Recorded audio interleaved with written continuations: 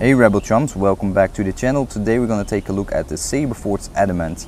This is a really cool clan saber from Saberforge, and it's easily one of my favorite apprentice hilts.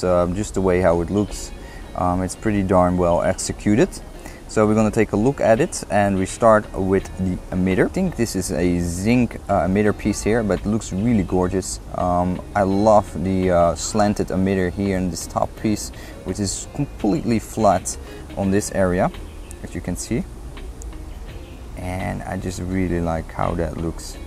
And then from this zinc or this tin neck area, we go directly to the body, which has several cutouts, which has been painted with, I think, powder coating in between, and it looks really sweet.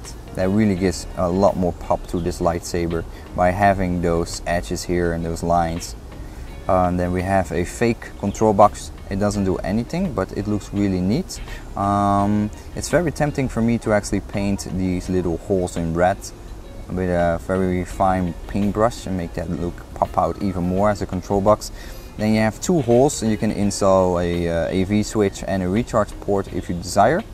And I'll go a little bit lower. Then we have two greeblies, and these are not screwed in, I think. These are glued in. So far I could not see if they're actually threaded, but I don't believe they are. I think Saberforge is not threading the greeblies anymore. I think instead they just glue it in.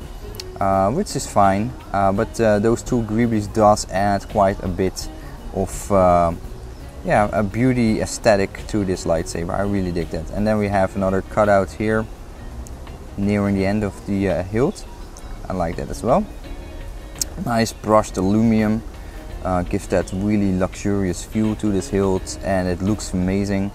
And then we have the Covertech 2.0's wheel, Covertech wheel. And then the pommel itself, I really dig this pommel, really beautiful. Let me take off the pommel so we can take a closer look.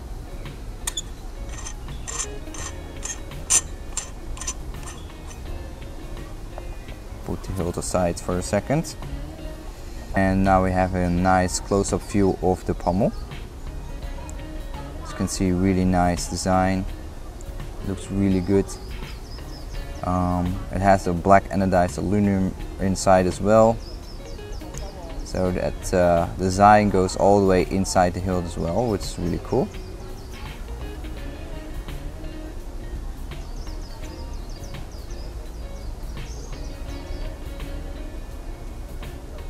One thing I would like to point out about this hilt is, although I received this an empty hilt, Saberforge actually glued these parts together. So this is an individual part. This is an individual part here, this brass piece, and then the lower part.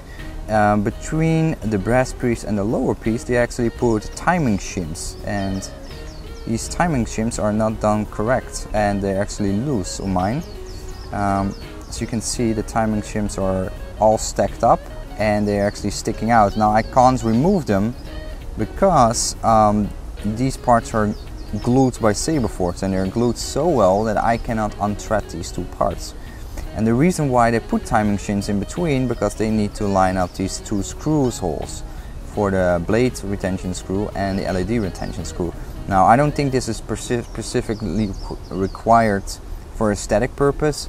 I don't think it's a need, but Saberforge did it, but now I'm stuck with this.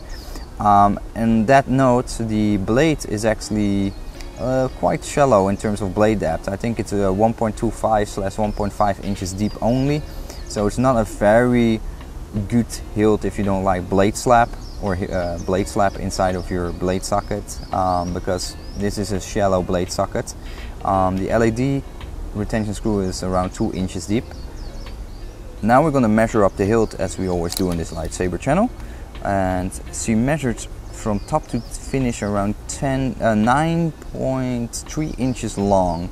It's a relatively small hilt. It's definitely a hilt in the size of the Saberforge Shodo hilt. So if you're thinking about picking up this lightsaber, be aware it's a very tiny lightsaber, but I absolutely love it. Next we're gonna weight the saber. And here we go.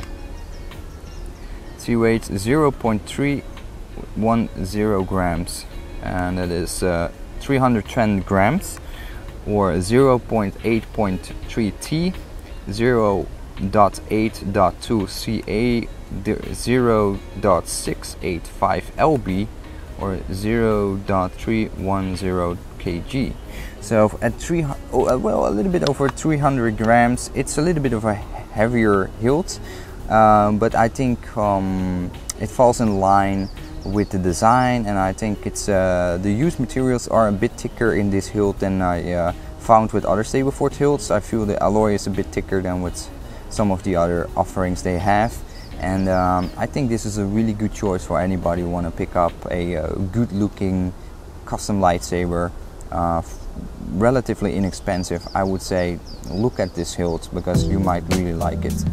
Hopefully you're gonna subscribe, and hopefully see you next in the next video. Thanks for watching. Bye bye.